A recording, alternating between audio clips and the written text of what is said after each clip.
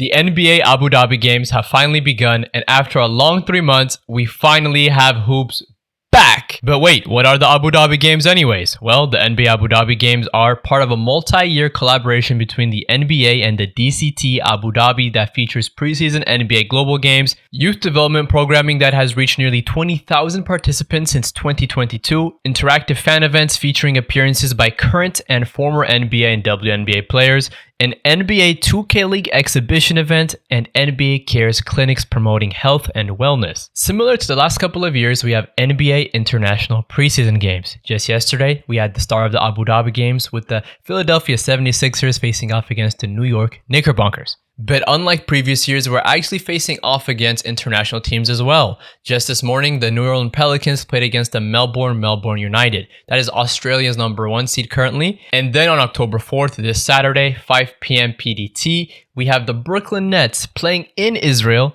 and playing against the Hapoel Jerusalems. I definitely butchered that name. And let me tell you, I really hope Cam Thomas can make it to the game because I have him going for 80 points on 70% true shooting. Like, I just don't feel like they can guard, bro. He's nice. Just let them give this man minutes. I'm telling you.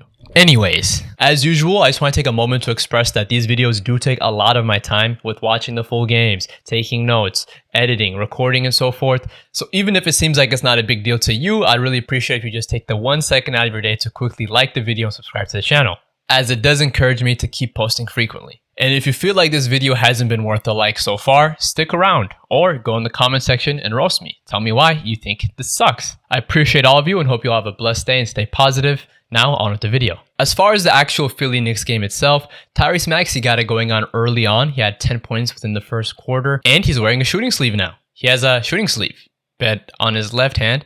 Is it me or he's never wore shooting sleeves up till now? Also, he shoots with his right hand. He shoots with his right hand, but has a shooting sleeve on his left hand. It's interesting. But hey, man, it feels more AI-like. It feels more Philly. I kind of like it. I like it. Mikal Bridges, Jalen Brunson, and Karl-Anthony Towns all did their thing this game, but that's to be expected. The big three, they're awesome. OG Anunoby didn't play, unfortunately.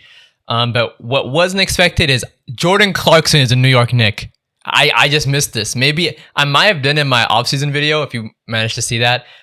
I just don't remember it though. I didn't know Jordan Clarkson, New York Knicks. That's kind of exciting. That's exciting. The guy's a bucket, former 6th man of the year, and he wasn't afraid to let the ball fly this game either. Anyways, rookie and 3rd overall pick in the NBA draft, VJ Edgecombe played well tonight. The effort's there. The athleticism is definitely there. If you ask me, just already at the age of 20 years old, he's already in the top 5% of NBA players athletically. Just athletically alone, just hops. I'm talking vertical. I'm talking speed, getting across the court, just explosiveness. As he gets more comfortable in these games, I believe he's going to become a problem for the NBA and a blessing for the Philadelphia 76ers. And most importantly, the guy's got a dog in his system. He gives a damn and he's bold enough to dive in head first and just go for it. I mean, what other rookie is going for a play like this in his first game in the NBA? I know it's the preseason, but this is a crazy play. Just look at the guy.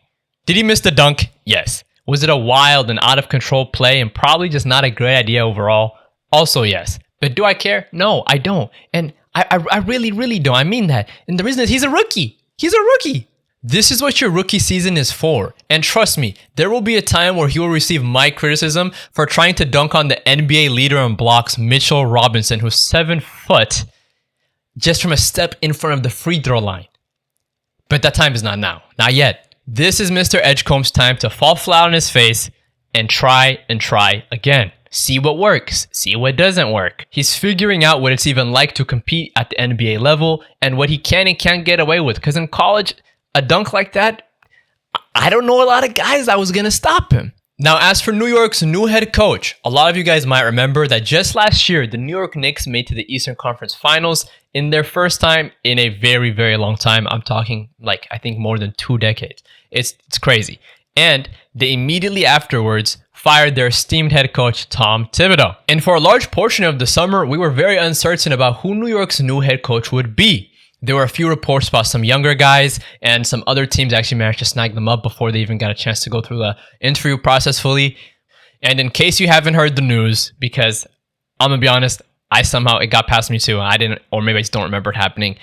The Knicks have signed former Warriors head coach Mike Brown. Mike Brown is in the building. And just in this NBA chill preseason game, I'm already spotting differences. I'm seeing a different play style out of this New York Knicks team offensively. They're passing the ball more. Okay, they're passing the ball more. The offense is flowing. It's not so much of just Jalen Brunson dribbling the damn air out of the ball. Damn it, I was tired of seeing that in the postseason. That was every possession with Thibodeau, man. It wasn't working. It wasn't working.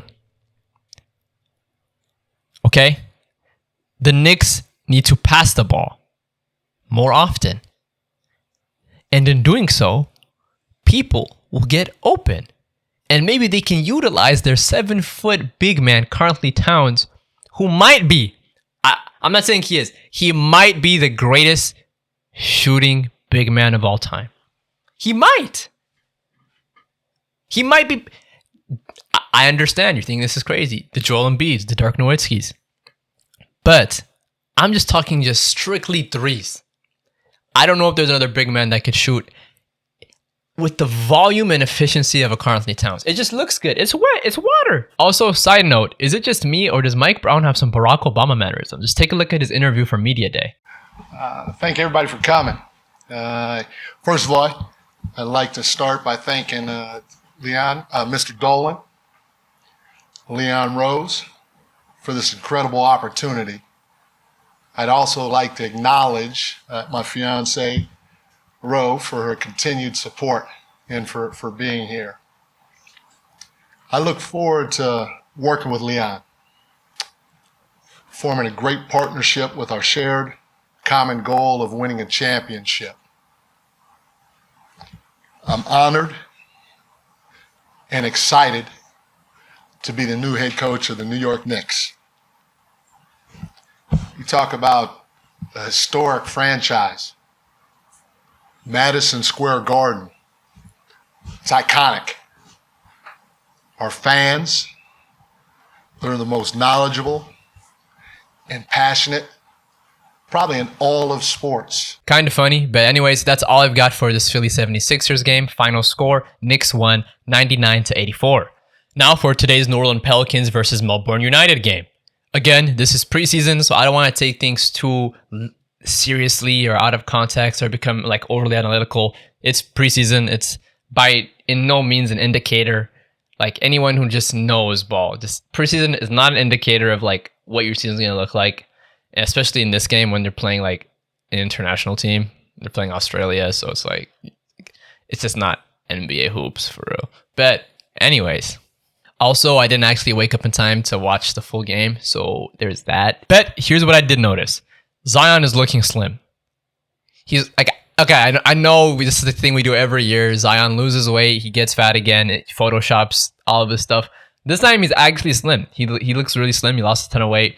And I think he maintained his bounciness and athleticism. Today in that preseason game, I noticed he just looks like Zion still, but just skinny. So like there'll be less injuries. That's my guess. If you're the Pelicans, that's exciting.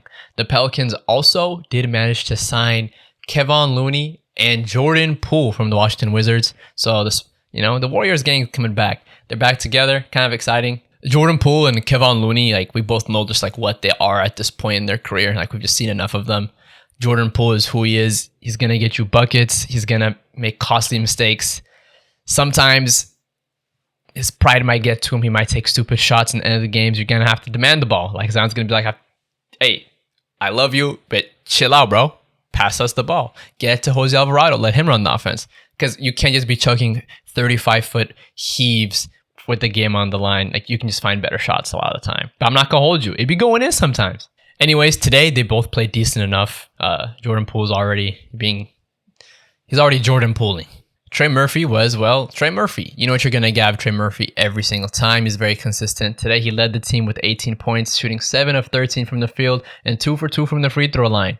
As for Australia, they put up a hell of a fight. They ain't no scrubs now, I'm going to be real. It wasn't a blowout or anything. It was competitive. The commentators themselves were saying it's actually more of it felt more regular season-y than a preseason game, if anything, because there's pride on the line. If you're the NBA guys, you have pride. You don't want to lose to, an international team is kind of, some people might look at that as embarrassing.